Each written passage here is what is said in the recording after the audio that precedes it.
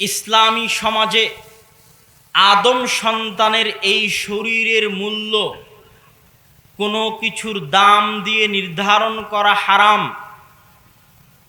কেননা এই শরীরকে আল্লাহ সুবহানাহু ওয়া তাআলা নিজে হাতে তৈরি করেছে। আদম আলাইহিস সালাতু ওয়াস সালামকে আল্লাহ নিজে হাতে তৈরি করেছেন। এই শরীর আদম আলাইহিস সালাতু ওয়াস সালামের শরীর, যেটা আল্লাহ সুবহানাহু ওয়া তাআলা নিজে হাতে সৃষ্টি করেছে এবং ঘোষণা করেছেন আশরাফুল মাখলুকাত। পৃথিবীর সকল সৃষ্টিজীবের শ্রেষ্ঠ সৃষ্টি হচ্ছেন আল্লাহ সুবহানাহু ওয়া তাআলার সৃষ্টি আদম আলাইহিস সালাতু ওয়াস সালাম, সকল সৃষ্টিজীবের শ্রেষ্ঠ সৃষ্টি। এই জন্য যেই সৃষ্টিকে আল্লাহ নিজে হাতে সৃষ্টি করেছেন তাকে বাজারে বিক্রি করা হারাম। এই জন্য আদম সন্তানের চুলও যদি কেউ বাজারে বিক্রি করে তাহলে আদম আলাইহিস সালামের অপমান হবে। কেউ যদি রক্ত বিক্রি করে আদম আলাইহিস সালাতু ওয়াস সালামের অপমান হবে। কেউ যদি কিডনি বিক্রি করে আদম আলাইহিস সালাতু ওয়াস সালামের অপমান হবে। চাইলে দান করে দিতে পারে, কিন্তু এই শরীর বিক্রিযোগ্য নয়। বাজারে গরু ছাগল বিক্রি হতে পারে, গম ধান চাল বিক্রি হতে পারে, আপনার সুইটার মাফলার বিক্রি হতে পারে, কিন্তু আদম সন্তানের শরীর বিক্রি হতে পারে না। এটা হচ্ছে আদম সন্তানের শরীর বিষয়ে, হাওয়া আলাইহা সালাতু ওয়াস সালামের শরীর বিষয়ে ইসলামের মূল ভিত্তি। কিন্তু পাশ্চাত্য সমাজে, বস্তুবাদী সমাজে মা এবং বোনদের শরীরকে বানানো হয়েছে পণ্যদ্রব্য এবং প্রোডাক্ট, বিক্রিযোগ্য পণ্য। কিভাবে বিক্রিযোগ্য পণ্য? আপনারা অবশ্যই জানেন যে বিমানে যখন উঠেন তখন বিমানবালা থাকে। বিমানবালারা যেই কাজ করে ওই কাজ কি কোনো ছেলে মানুষ করতে পারবে না? পারবে না? পারবে না? পারবে।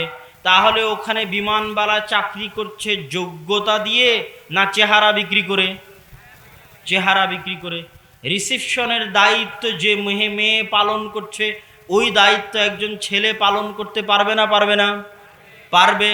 তাহলে ওখানে একজন মেয়ে রিসেপশনের চাকরি করছে তার যোগ্যতা দিয়ে না তার চেহারা বিক্রি করে? চেহারা বিক্রি করে। যখন আপনি টিভি ওপেন করছেন, টিভিতে যখন অ্যাড আসতেছে, তখন যত জিনিসের অ্যাড আসছে ওই জিনিসগুলো কি শুধু মহিলা মানুষ ব্যবহার করে? পৃথিবীতে কি পুরুষ মানুষ নেই যে পুরুষ মানুষ কোনো কিছু খায় না, কোনো কিছু পান করে না? চাও খায় না, বিস্কিটও খায় না, চানাচুরও খায় না। চা শুধু মহিলা মানুষই খায়, চানাচুর বিস্কুট শুধু মহিলা মানুষই খায়। তো যেই জিনিসেরই অ্যাড আসে ওই জিনিসের সাথে শুধু মহিলা মানুষ থাকে। এটা তার যোগ্যতাকে সে বিক্রি করেনি, এটা সে তার চেহারাকে বিক্রি করেছে। আপনি শোরুমে যাবেন, গাড়ির শোরুমে, বড় বড় গাড়ির শোরুমে কেন মহিলা মানুষ দাঁড়িয়ে আছে? মহিলা মানুষ তার যোগ্যতা দিয়ে আপনাকে কনভিন্স করবে এই জন্য নয়, তার চেহারা দিয়ে আপনাকে কনভিন্স করবে এই জন্য। বড় বড় রেস্টুরেন্টে যাবেন, সেখানে কেন মহিলা মানুষ আছে? ছেলে মানুষ কি কাজ করতে পারবে না? পারবে। কিন্তু মহিলা মানুষ আছে যেন তার চেহারা দিয়ে আপনাকে কনভিন্স করতে পারে। চেহারা বিক্রি করে তারা টাকা ইনকাম করতেছে। এই যে চেহারা বিক্রি করে টাকা ইনকাম করা, যোগ্যতা বিক্রি করে টাকা ইনকাম করা সম্মানের, যোগ্যতা বিক্রি করে টাকা ইনকাম করা মর্যাদার। একজন স্কুলের শিক্ষিকা, আলহামদুলিল্লাহ কোনো সমস্যা নেই, সে তার যোগ্যতা বিক্রি করে টাকা ইনকাম করতেছে। পর্দার বিষয়টা আমি পরে আসতেছি। কিন্তু এই যে বিভিন্ন পদগুলোতে জোরপূর্বক মহিলা মানুষকে নিযুক্ত করা হয় এবং মহিলা মানুষ ছাড়া অন্য কাউকে নেওয়া হয় না, ইচ্ছাকৃতভাবে জোরপূর্বকভাবে। এমনকি যদি যেই দিন এসএসসি পরীক্ষার রেজাল্ট দিবে, এইচএসসি পরীক্ষার রেজাল্ট দিবে, ওই দিন প্রথম আলো, কালের কণ্ঠ, নয়া দিগন্ত খুললে মনে হবে সারা বাংলাদেশে কোনো ছেলে ছাত্র পরীক্ষা দেয়নি, শুধু ছাত্রীরাই সারা বাংলাদেশে পরীক্ষা দিয়েছে, সারা বাংলাদেশে কোনো ছাত্র ছিল না পরীক্ষা দেওয়ার মতো। এই যে ইচ্ছাকৃতভাবে এই সমস্ত জায়গাগুলোতে জোরপূর্বক মেয়েদেরকে দেওয়া এবং বসানো। ওই পত্রিকা কেন মেয়ের ছবি দিয়েছে? যেন পত্রিকার কাটিং বাড়ে, মানুষ বেশি পত্রিকা নেয়, প্রথম দর্শনেই যেন মানুষের চোখে ভালো লাগে। এগুলো প্রত্যেকটা হচ্ছে আমাদের মা এবং বোনদেরকে পণ্যদ্রব্য বানানো। বাজারে যেমন গরু ছাগল বিক্রি হয়, বাজারে যেমন চাল ডাল বিক্রি হয়, এইভাবে মা এবং বোনদের চেহারাকে বাজারে বিক্রি করা হয়েছে। এটা হচ্ছে বস্তুবাদী সমাজে একজন মেয়ের অবস্থান। বস্তুবাদী সমাজে একজন মেয়ে শুধুমাত্র প্রোডাক্ট, যাকে ব্যবহার করা হবে, যার চেহারাকে বিক্রি করা হবে। কিন্তু ইসলামী সমাজে একজন মা এবং বোনের অবস্থান কোথায়? ইসলামী সমাজে একজন মা এবং বোনের অবস্থানের মধ্যে মায়ের হাদিস তো আপনারা শুনেই নিয়েছেন যে একজন মা সম্পর্কে রাসূল সাল্লাল্লাহু আলাইহি ওয়াসাল্লাম কি বলছে। কিন্তু বাহ্যিকভাবে একটি পরিবার টিকিয়ে রাখতে মা এবং বোনদের দায়িত্ব সবচেয়ে বড়।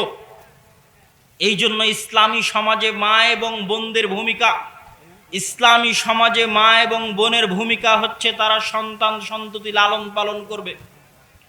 শায়েখ আব্দুর রাজ্জাক বিন ইউসুফ এক বক্তব্যে বলেছিলেন যে মা এবং বোনদের কাজ করা হচ্ছে, মা এবং বোনদের দায়িত্ব হচ্ছে স্বামীর সেবা করা এবং সন্তান সন্ততি লালন পালন করা।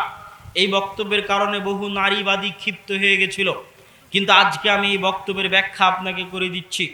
আল্লাহ সুবহানাহু তাআলা নিজে মায়ের পেটে 10 মাস 10 দিন ধারণের মাধ্যমে আমার এবং আপনার জন্মের ব্যবস্থা করেছে। ঠিক ওই আল্লাহ সুবহানাহু তাআলাই 2.5 বছর 3 বছর মায়ের বুকের দুধ পান করানোর মাধ্যমে আমার এবং আপনার পৃথিবীতে আগমনের পর রিজিকের ব্যবস্থা করেছেন। আর এই সিস্টেম শুধু মুসলমানদের নয়, হিন্দু, বৌদ্ধ, ইহুদি, খ্রিস্টান, কালো বর্ণ, সাদা বর্ণ, এশিয়ান, আফ্রিকান, ইউরোপিয়ান যেই হোক না কেন প্রত্যেকেই তার মায়ের পেটে 10 মাস 10 দিন থাকার পরে পৃথিবীতে এসে মায়ের বুকের দুধ পান করেই পৃথিবীতে তার যাত্রা শুরু হয়, যা প্রমাণ বহন করে যে আল্লাহ সুবহানাহু তাআলা মায়েদেরকে সবচেয়ে বড় যে জিম্মেদারি দিয়েছেন সেটা হচ্ছে সন্তান সন্ততি মানুষ করা, লালন পালন করা। কিন্তু এই জিম্মেদারিটা কত বড় এবং কত গুরুত্বপূর্ণ এটা কিন্তু আমি এবং আপনি জানি না, আমার এবং আপনার মা এবং বোনেরাও জানে না যে এই জিম্মেদারিটা কত গুরুত্বপূর্ণ। আজকে যে সমস্ত মা এবং বোন বসে আছে তারাও জানে না। আমি শুধু আপনাকে একটু উদাহরণ দিয়ে বলি যে এই দায়িত্বটা কত গুরুত্বপূর্ণ। আজকে মা এবং বোনেরা ক্যারিয়ার গঠনের নামে যত জায়গায় তাদের পদার্পণ করুক না কেন, যা কিছু শিখুক না কেন, গত কয়েকদিন আগে আপনারা সংবাদ দেখেছেন যে মেট্রো রেলের চালিকা হচ্ছে একজন মহিলা। তারপরে মহিলা যদি মেট্রো রেল চালানো শিখে, পারমাণবিক বম তৈরি করা শিখে, মহিলা মানুষ যদি চন্দ্রে যাওয়া শিখে, মঙ্গল গ্রহে যাওয়া শিখে, মহিলা মানুষ যদি পিএইচডি করে, মহিলা মানুষ যদি ডাক্তারনি হয়, মহিলা মানুষ যদি বড় বড় গবেষণা করা শিখে, আমি আল্লাহর কসম করে বলতে চাই যা কিছু দুনিয়াতে মহিলা মানুষ শিখবে এবং করবে, যত কঠিন কাজই হোক না কেন, অনেক বড় বিখ্যাত মহিলা ডাক্তার হয়ে গেছে, অনেক বড় মহিলা ইঞ্জিনিয়ার হয়ে গেছে, অনেক বড় মহিলা নভোচারী হয়ে গেছে, অনেক বড় মহিলা যে সে মেট্রো রেল চালানো শিখে ফেলেছে, যা কিছু শিখুক না কেন তার এই প্রত্যেকটা শিখার চাইতে সবচেয়ে কঠিন তথা বড় ডাক্তার হওয়ার চাইতেও কঠিন, ডাক্তারি বিদ্যা শিখার চাইতে কঠিন, বড় ইঞ্জিনিয়ার হওয়ার চাইতে কঠিন তথা ইঞ্জিনিয়ারিং বিদ্যা শিখার চাইতে কঠিন, মঙ্গল গ্রহ চন্দ্রে যাওয়ার চাইতে কঠিন, পারমাণবিক বম তৈরি করার চাইতে কঠিন। পৃথিবীতে মহিলা মানুষ যা কিছু শিখছে, যা কিছু শিখবে, যা কিছু শিখাবে তার সকল কিছুর চাইতে কঠিন হচ্ছে একটা ছোট্ট বাচ্চাকে সৎ মানুষ রূপে গড়ে তোলা। এটা অত সহজ কাজ নয়। যা কিছু আমাদের মা এবং বোনেরা শিখছে তার চাইতে হাজার গুণে লাখো গুণে কঠিন। না হলে করে দেখেন, আপনি শুরু করে দেখেন যে একজন ছোট্ট বাচ্চাকে সৎ মানুষ রূপে গড়ে তোলা কত কঠিন। এত কঠিন দায়িত্ব আল্লাহ সুবহানাহু ওয়া তাআলা মা এবং বোনদেরকে দিয়েছে, কিন্তু আমরা কি বুঝলাম? আমরা বুঝলাম যে মা এবং বোন ঘরে বসে আছে সে বেকার, আর যে ক্যারিয়ার গঠনের নামে 2 টাকা ইনকামের নামে গার্মেন্টসে গিয়ে নিজের শরীর বিলিয়ে দিল, চাকরি করার নামে স্বামীর খেদমত করলে দাসত্ব, আর চাকরি করার নামে বসের বিছানায় গেলে সেটা হচ্ছে ক্যারিয়ার গঠন। রাজনীতির নামে ঊর্ধ্বতন রাজনৈতিক কর্মকর্তার বিছানায় গেলে সেটা হচ্ছে ক্যারিয়ার গঠন, আর ঘরে থেকে স্বামীর খেদমত করলে দাসত্ব। এরকম মিথ্যা কথা, এরকম দ্বিমুখিতা, মুনাফিকিমূলক কথা ইসলামী সমাজ ব্যবস্থায় চলতে পারে না এবং গ্রহণযোগ্য হতে পারে না। ইসলামী সমাজ ব্যবস্থায় একজন মা এবং বোনের গুরু দায়িত্ব কত কঠিন এবং কত গুরুত্বপূর্ণ তার আরো একটা উদাহরণ আপনাকে দিই। আজকে বলা হচ্ছে নারীর ক্ষমতায়ন। নারীর ক্ষমতায়নের নামে যদি সারা বাংলাদেশের সকল নারীকে চাকরি দিয়ে দেওয়া হয়, সারা বাংলাদেশের সকল নারীকে চাকরি দিয়ে যদি তাদের টাকা পয়সা ইনকামের ব্যবস্থা করে দেওয়া হয়, তাহলে সারা বাংলাদেশের সকল নারী চাকরি করে এই দেশ ও জাতির যা উপকার করতে পারবে এই সমাজে যা উপকার করতে পারবে, একজন আল্লাহওয়ালা পরহেজগার তাকওয়াবান আল্লাহ ভীরু পর্দাশীলা মা যদি ঘরের মধ্যে থেকে একটা সন্তানকে সৎ মানুষ রূপে গড়ে তুলতে পারে, একটা সন্তানকে সালাহুদ্দিন আইয়ুবী করে দিতে পারে দেশ এবং জাতির জন্য, একটা সন্তানকে যদি মোহাম্মদ বিন কাসেম করে দিতে পারে দেশ এবং জাতির জন্য, একটা সন্তানকে যদি তারেক বিন জিয়াদ করে দিতে পারে, একটা সন্তানকে যদি ইমাম বুখারী করে দিতে পারে, একটা সন্তানকে যদি ইখতিয়ারউদ্দিন মুহাম্মদ বিন বখতিয়ার খিলজি করে দিতে পারে দেশ এবং জাতির জন্য, তাহলে সারা বাংলাদেশের সকল মহিলা রাস্তাঘাটে চাকরি বাকরি করে টাকা পয়সা ইনকাম করে ব্যাংক ব্যালেন্স ভর্তি করে দেশ ও জাতি জানা উপকার করতে পারবে। ওই এক আল্লাহওয়ালা পরহেজগার তাকওয়াবান পর্দাশীলা মা একটা সৎ সন্তান দেশ ও জাতিকে উপহার দিয়ে তার যে হাজার গুণ লাখ গুণ কোটি গুণ বেশি উপকার করতে পারবে এই দেশ এবং এই জাতি। কিন্তু এইটুকু বুঝার ক্ষমতা আমার এবং আপনার নেই। আমাদের ইসলামী সমাজের সবচেয়ে বড় পিলার, সবচেয়ে বড় এলিমেন্ট হচ্ছে আমাদের মা এবং বোন। তাদেরকে যখন বাজারে নিলাম করে দেওয়া হয়েছে, তখন আমাদের সমাজের মূল ভিত্তি ধ্বংস হয়ে গেছে। যেটা আমাদের মজবুতির জায়গা, যেটা আমাদের শক্তির জায়গা, যেটা আমাদের পাওয়ারের জায়গা, পাওয়ার হাউস, যেটা আমাদের শক্তির জায়গা। এই জন্য আমি আগে যখন আদর্শ পরিবারের উপর বক্তব্য দিয়েছি, আজ থেকে 2 বছর 3 বছর আগে, তখন বলেছি ওই পরিবার মাঠে মারা গেছে, ওই পরিবার মাঠে মারা গেছে যেই পরিবারের সন্তান সন্ততি বিপদে পড়লে, যেই পরিবারের স্বামী বিপদে পড়লে, যেই পরিবারের কোনো সদস্য বিপদে পড়লে ওই পরিবারে এরকম একজন মহিলা নেই যে আল্লাহর কাছে দোয়া করলে তার দোয়া কবুল হতে পারে। ওই পরিবার মাঠে মারা গেছে, ওই পরিবার ইয়েতিম, অসহায়। যেই পরিবারের কেউ বিপদে পড়লে সেই পরিবারে এমন একজন পাওয়ার হাউস নেই, এমন একজন শক্তিশালী মা নেই, এমন একজন শক্তিমান দৃঢ় প্রতাপশালী ব্যক্তিত্বওয়ালা মা নেই যে দোয়া করলে আল্লাহ সুবহানাহু ওয়া তাআলা তার দোয়া কবুল করতে পারে। সেই পরিবার মাঠে মারা গেছে। সম্মানিত উপস্থিতি, ইসলামী সমাজে একজন মা এবং বোনের মর্যাদা এত বেশি, এত বেশি। আজকে আমাদের মা এবং বোনদেরকে বোঝানো হয়েছে বেপর্দা হচ্ছে তাদের স্বাধীনতা, আর পর্দা হচ্ছে অবরোধবাসিনী। বেগম রোকেয়া রংপুরেরই মেয়ে, রংপুর গাইবান্ধার মহিলা, তিনিই লিখেছেন যে পর্দা এবং ঘরের মধ্যে থাকা হচ্ছে অবরোধবাসিনী, আর বেপর্দা হয়ে চলা হচ্ছে স্বাধীনতা। কিন্তু আল্লাহ সুবহানাহু ওয়া তাআলা কোরআন মাজিদে কি বলছেন?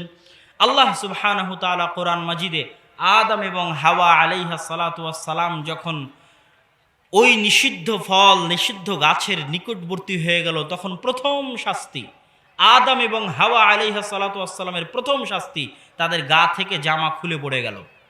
তাহলে উলঙ্গ হওয়া শাস্তি, উলঙ্গ হওয়া স্বাধীনতা নয়, উলঙ্গ হওয়া অপমান, উলঙ্গ হওয়া অধিকার নয়। এমনকি আজকের সমাজেও কোনো মানুষের উলঙ্গ হওয়া অপমান। আপনিও যদি 10 জন মিলে একজনকে অপমান করতে চান, তো আপনার মাথায় কাজ করতে পারে তাকে উলঙ্গ করতে পারলে সে অপমানিত হবে, এবং তাকে যদি উলঙ্গ করা হয় সেও ভাববে যে আমাকে উলঙ্গ করলো, আমি তো অপমানিত হলাম। কিন্তু কখন কখন এই অপমান, এই শাস্তি আমাদের মা এবং বোনদের জন্য অধিকার হয়ে গেছে, আমাদের মা এবং বোনদের জন্য স্বাধীনতা হয়ে গেছে, আল্লাহ সুবহানাহু তাআলা ভালো জানে। তাদের বুঝের অভাবে, তাদের জ্ঞানের অভাবে এটা যে শাস্তি সেটা তারা বুঝতে পারেনি। এই জন্য আফগানিস্তানের একজন মন্ত্রীকে যখন জিজ্ঞেস করা হলো আপনাদের দেশে আপনারা হিজাব এবং নেকাব কেন বাধ্যতামূলক করেছেন, এটা তো মা এবং বোনদেরকে ঘরের মধ্যে বন্দি করে রাখা, তাদেরকে দুনিয়া থেকে বিচ্ছিন্ন রাখা। তখন আফগানিস্তানের ওই মন্ত্রী পাল্টা জিজ্ঞেস করেছে, তাহলে আপনাদের দেশের মা এবং বোনেরা সম্পূর্ণ উলঙ্গ অবস্থায় ঘুরে না কেন? কেননা ইউরোপ আমেরিকার মা এবং বোনেরা সম্পূর্ণ উলঙ্গ অবস্থায় ঘুরে না, তারা কিছু না কিছু জামা কাপড় গায়ে দিয়েই থাকে এবং ভালো শালীন পোশাক পরেই থাকে।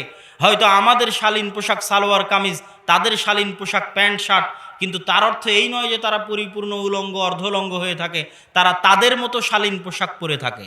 তাহলে আপনাদের মা এবং বোনেরা কেন সম্পূর্ণ উলঙ্গ অবস্থায় ঘুরে না? আপনারা যতটুকু কাপড় যেই কারণে পরেন, যতটুকুই পরেন যেই কারণে পরেন, ওই একই কারণে আমাদের মা এবং বোনেরা তার চেয়ে বেশি কাপড় গায়ে দেয়। কারণে কি? আপনি যতটুকু কাপড় যেই কারণে পরিধান করছেন, আমার মা এবং বোনেরা ওই একই কারণে। আপনার কাছে উলঙ্গ হওয়া অপমান, এই জন্য আপনার মা এবং বোনেরা সম্পূর্ণ উলঙ্গ অবস্থায় রাস্তায় ঘুরে না। সম্পূর্ণ ন্যাংটা হয়ে রাস্তায় ঘুরে না। কেন ঘুরে না? এটাকে সেও অপমান মনে করে। তাহলে সামান্য হলেও সে যে কাপড় গায়ে রাখতেছে, এটা যে তার শালীনতার প্রমাণ, এটা যে তার সম্মানের প্রমাণ, এটা যে তার মর্যাদার প্রমাণ, এটা যে তার ইজ্জতের প্রমাণ, এটা যে তার সম্মানের প্রমাণ, ওই একই কারণে তার চেয়ে বেশি কাপড় আমাদের মা এবং বোনেরা তাদের গায়ে রাখে। কেন? এটা তাদের সম্মান, ইজ্জত, মান এবং মর্যাদার প্রমাণ। আর ইসলামে এইভাবেই সম্মানটাকে দেখানো হয়েছে। ওমর রাদিয়াল্লাহু তাআলা আনহুর যুগে একজন দাসী পরিপূর্ণ পর্দা সহ বের হয়েছে। ওমর রাদিয়াল্লাহু তাআলা তাকে মানা করলেন যে দাসীদের জন্য পরিপূর্ণ পর্দা নয়, পরিপূর্ণ পর্দা একমাত্র স্বাধীন নারীদের জন্য। তাহলে দেখেন ইসলামের থিঙ্কিংটা দেখেন, যে নারী যত স্বাধীন এবং যত উঁচু বংশের, যত সম্মানী বংশের, যত সম্ভ্রান্ত বংশের, যত শক্তিশালী পাওয়ারফুল বংশের, ওই নারীর পর্দার ব্যবস্থা তত উন্নত এবং জনগণ থেকে তত দূরে। আর যে নারী যত সস্তা, যত ৩ নম্বর শ্রেণীর, যত ফাতরা, তার পর্দার ব্যবস্থা তত কম এবং সে জনগণের কাছে তত সস্তা, তত অ্যাভেইলেবল, তত তাকে কাছে থেকে পাওয়া যায়। কেননা সে তার দাম, সে তার মূল্য জানে না। এর বাস্তব উদাহরণ নেবেন, আজকের সমাজেও এর বাস্তব উদাহরণ আমি দিতে পারবো। আজকের সমাজে বাস্তব উদাহরণ দেখেন, আমরা সৌদি আরবের বাদশাদের যতই গালাগালি করি, যতই দুর্নাম করি, আপনি সৌদি আরবের বাদশাহ সালমান বিন আব্দুল আজিজের স্ত্রীর ছবি কোনোদিন দেখতে পাবেন না। সার্চ দেন গুগলে গিয়ে যে ওয়াইফ অফ সালমান বিন আব্দুল আজিজ, পাবেন না। এবং কোনো দিন কোনো সফরে বোরখা পরা অবস্থাতেও সালমান বিন আব্দুল আজিজের স্ত্রী তার সাথে দাঁড়িয়ে আছে এরকম কোনো ছবি খুঁজে পাবেন না। গোটা ফেসবুক, ইউটিউব, টুইটার, গুগলে পাবেন না। তার ছেলে মোহাম্মদ বিন সালমান, যাকে মানুষ অনেক গালিগালাজ করে, তার স্ত্রীরও কোনো ছবি আপনি খুঁজে পাবেন না। যদি সার্চ দেন সব ফেক এবং ভুয়া। তার স্ত্রীর সাথে তার কোনো ছবি, জনসম্মুখে কোনো দেশ সফর করতে গেছে সাথে স্ত্রী আছে, এরকম কোনো ছবিও পাবেন না। শুধু তাই নয়, ইসলামী সমাজে, মুসলিম সমাজে যে মায়ের সম্মান যত বেশি, যেই পরিবার যত উঁচু, যেই পরিবার যত সম্ভ্রান্ত, যেই পরিবার যত দামি, তাদের মা এবং বোনেরা ততটা আড়ালে, ততটা পর্দায়, ততটা নিরাপদে, ততটা চোখে দেখা যায় না, ততটা ধরা যায় না, ততটা সস্তায় পাওয়া যায় না, ততটা দামি, ততটা মূল্যবান। তার আরও একটা উদাহরণ নেন, আরব আমিরাতের বাদশাহ মোহাম্মদ বিন রাশেদ আল মখতুম অথবা মোহাম্মদ বিন জায়েদ আল নাহিয়ানের মায়ের পাসপোর্ট পর্যন্ত তৈরি করা আছে বিনা ছবিতে। আপনি সার্চ দিয়ে দেখতে পারেন, আজকে আমি বলে গেলাম, আপনি সার্চ দিয়ে দেখতে পারেন তারা তাদের মায়ের পাসপোর্ট তৈরি করেছে রাজকীয় ক্ষমতায়। অন্য দেশগুলোকে বাধ্য করেছে যে আমার মায়ের পাসপোর্ট ইস্যু করলাম বিনা ছবিতে। যখন তোমার ইমিগ্রেশন ক্রস করবে তখন বিনা ছবিতে আমার মায়ের পাসপোর্ট, বিনা ছবিওয়ালা মায়ের পাসপোর্ট দিয়ে তোমার ইমিগ্রেশন ক্রস করতে দিতে হবে। তাহলে এবার বুঝেন, যেই পরিবারের মর্যাদা যত বেশি, যত উপরে, তারা যারা যত স্বাধীন, যত সম্ভ্রান্ত, তাদের মা এবং বোনেরা তত দামি, তত ঢাকা, তত পর্দায়, তত রানী, তত রাজকুমারী। আপনি আজ প্রধানমন্ত্রী শেখ হাসিনার সাথে যখন ইচ্ছা তখনই সাক্ষাৎ করতে পারবেন না, চাইলেই সাক্ষাৎ করতে পারবেন না, চাইলেই ফোন দিতে পারবেন না। কেন? উনি দানমি, ওনার প্রোটোকল আছে, সেই প্রোটোকল মেনটেন করে তার সাথে সাক্ষাৎ করতে হয়, সেই প্রোটোকল মেনটেন করে তাকে ফোন কলে পেতে হয়। কিন্তু আমাদের মা এবং বোনেরা এত সস্তা হয়ে গেছে, এত ফাতরা হয়ে গেছে যে রাস্তাঘাটে যেখানে সেখানে যে কোনো পুরুষ তাকে দেখতেও পারে, তাকে পেতেও পারে, তাকে কল দিলে কথাও বলতে পারে।